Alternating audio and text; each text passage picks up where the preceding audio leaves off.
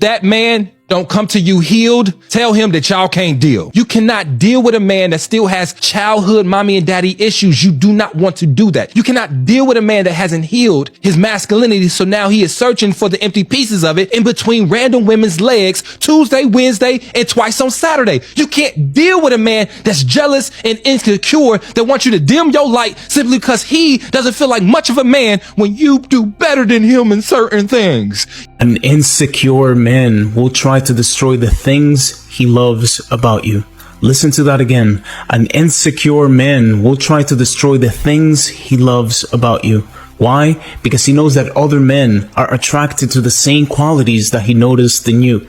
So if you're playful and charismatic and have a great circle of friends, many times he will isolate you and slowly dim your light. And once you become codependent and boring, he will break up with you and tell you that he lost attraction without even understanding that he was the one who caused it.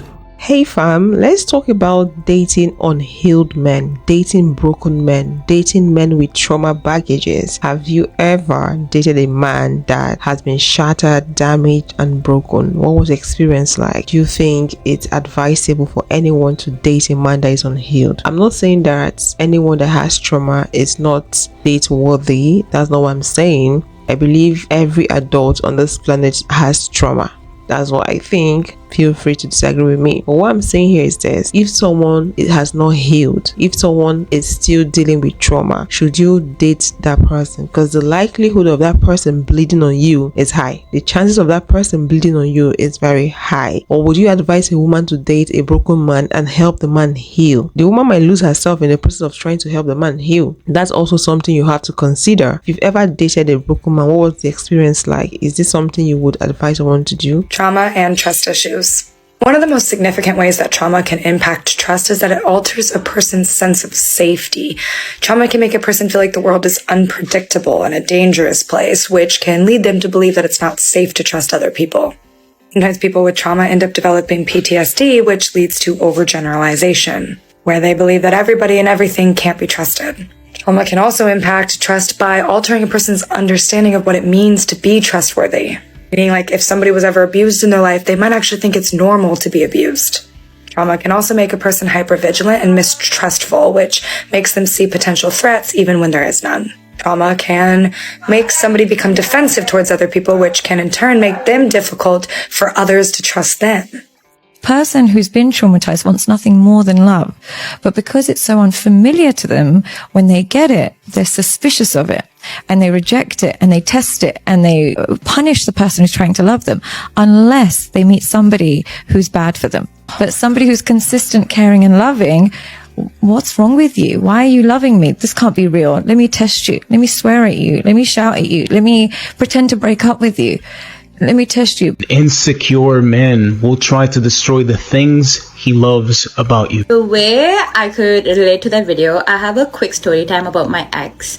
To give you context, I'm a very bubbly person. I'm a very optimistic person. I find myself very charismatic. I work in the field of therapy, so my job is to talk to people. I'm very extroverted. I work with teenagers.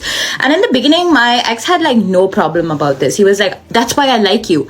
And then slowly he started having such a big problem. He was like, why are these guys texting you? I don't want you to work in office anymore. I want you to work remote. And I was like, what the hell? And my first response, was to internally blame myself. And we have this thing, right? When we've been in abusive relationships, we do a lot of internalization. So here are some tips and what I've learned from this entire breakup. First of all, stop dating insecure men. Someone's insecurities are not your responsibility. I'll say it louder. Someone's insecurities are not your responsibility.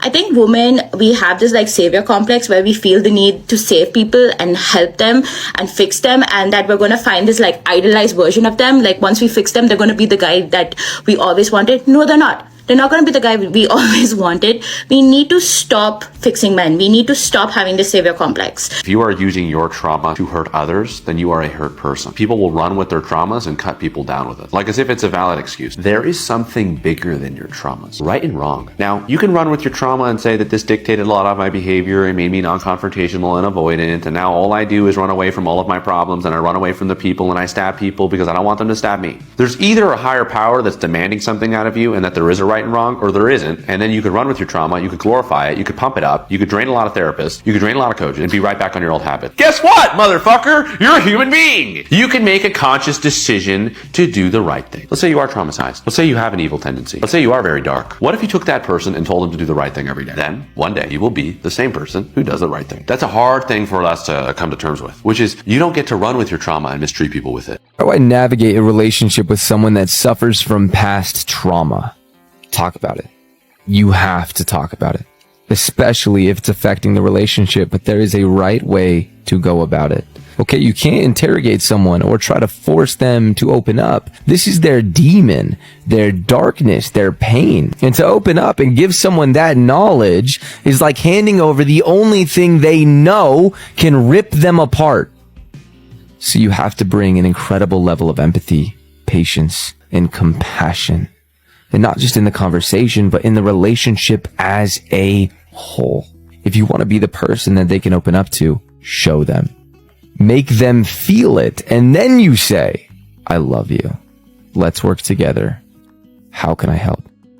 Dating an insecure man is a big struggle, and it can affect your life in a big way negatively. Dating an insecure man can make you lose your mind, can make you doubt yourself, can dim your light, can make you become a shadow of yourself, because that insecure man will project his insecurities on you. The man would project his doubts on you, his low self-esteem on you. He will intentionally convert you to something you were not originally in a negative way. So you have to be careful. Like she rightly said, other people's insecurity are not your issues. It's not a battle for you to fight. It's not your battle to fight. It's the man's battle to fight. Women, we have this savior complex. We feel like we can fix things, we can save people. Be careful before you get drowned in the process of trying to save others. You should pick and choose your battle, honestly. Not everyone wants to be saved. Some people love being in that position. Allow people to be and save those that wants to be saved, those that are seeking for help and they really need the help and they mean it.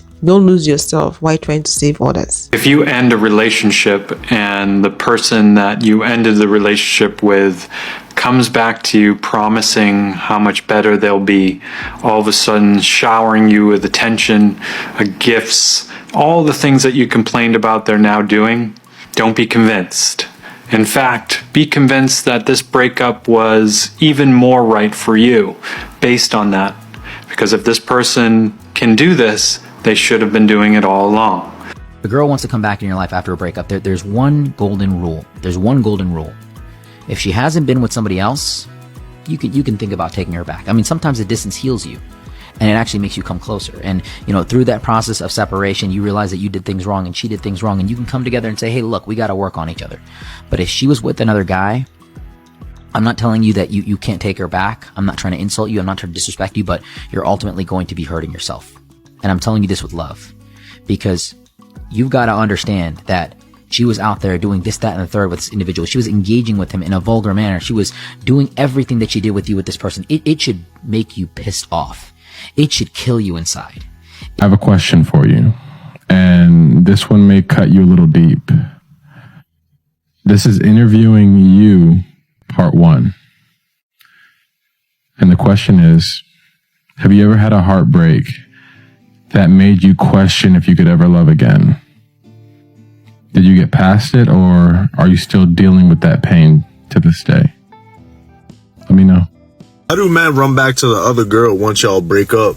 And the reason why men run back to the other girl once y'all break up, because that girl is basically like, if he wasn't with you, that'd be the girl that he would want to be with. I really don't believe that there's a worse position to be in than a rebound. Like, if somebody is dating you just because they can't have somebody else, or because the other person is standing on business, or they're not letting things rock, nothing about that is genuine. Nothing the person says to you, what they do for you, it's not genuine. At the end of the day, when somebody chooses to run to the next girl instead of healing, they got zero good intentions for that person. They could get hurt for all they care, and it almost never lasts. That's why I be so confused when girls be bragging like, yeah, I took your man's, or he left you for me, or y'all broke up and he came right to me. I'm just like, you just took somebody else's problem, and you're not really going to find out that that's the case until y'all actually get into it. I could also look at it from the perspective where it's like, even if somebody chooses not to heal, like they choose to just run to the next person, what does that say about them?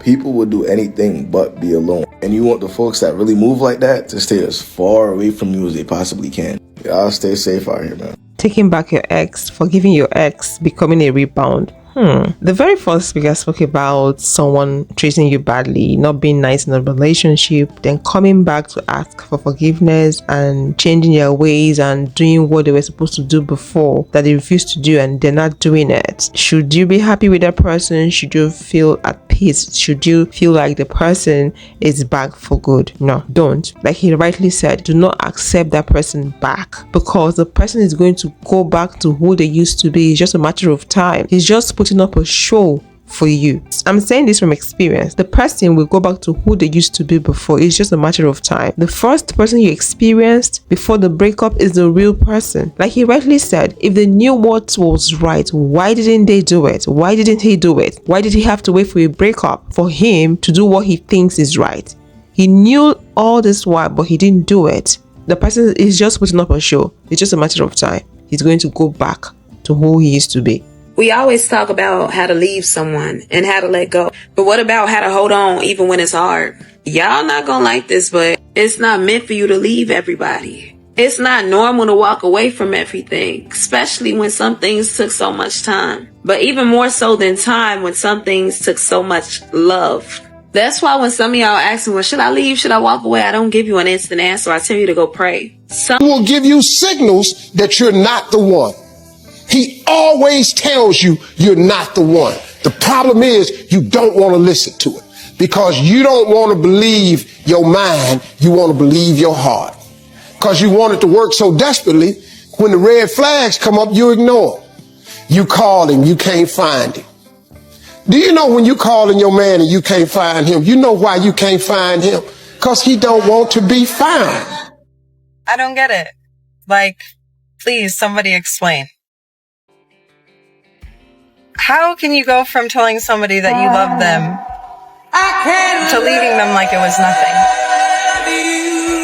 And I don't know who need to hear this, but I'm going to whisper when I say it. You keep getting clowns because you keep going to the circus.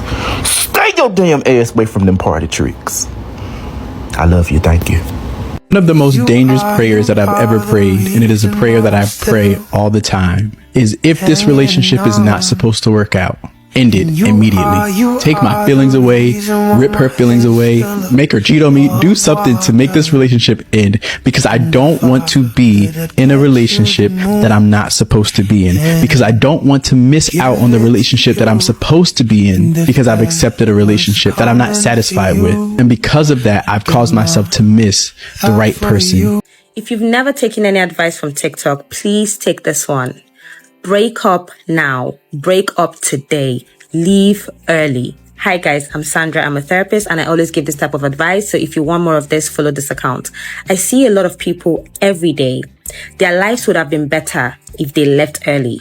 It is always good to leave early because the earlier you leave without mistakes. A lot of people are with people now that they have kids with. If they left early, they wouldn't have had kids with that person.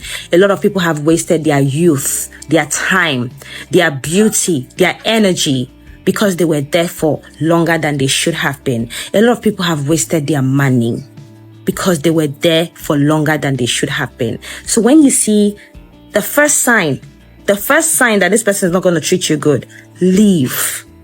They're not going to change. When you're with someone, just look at your boyfriend today or look at your girlfriend today and ask yourself, if this person is the way they are now forever, am I going to be happy? If the answer is no, leave. Because they won't change. People do not get better. They only get worse. The saddest thing to see is a woman who stays with a man who is not meant for her or doing right by her. Especially when he starts sucking the living daylight out of her. She stops dressing nice. She stops wearing makeup. She stops doing her hair. She stops doing her nails. She stops putting on her eyelashes. She goes from joyful and happy to timid and depressed. Her whole aura fades from vibrant to meek. Some men are destroying beautiful women from the inside out, and it is so sad to see. I pray for every one of my sisters in a toxic relationship, and I hope one day you have the energy and the courage to leave before it's too late. Thank you so much, guys, for watching. Please let me know your thoughts in the comment section, and I'll see you guys in the next one. Bye bye.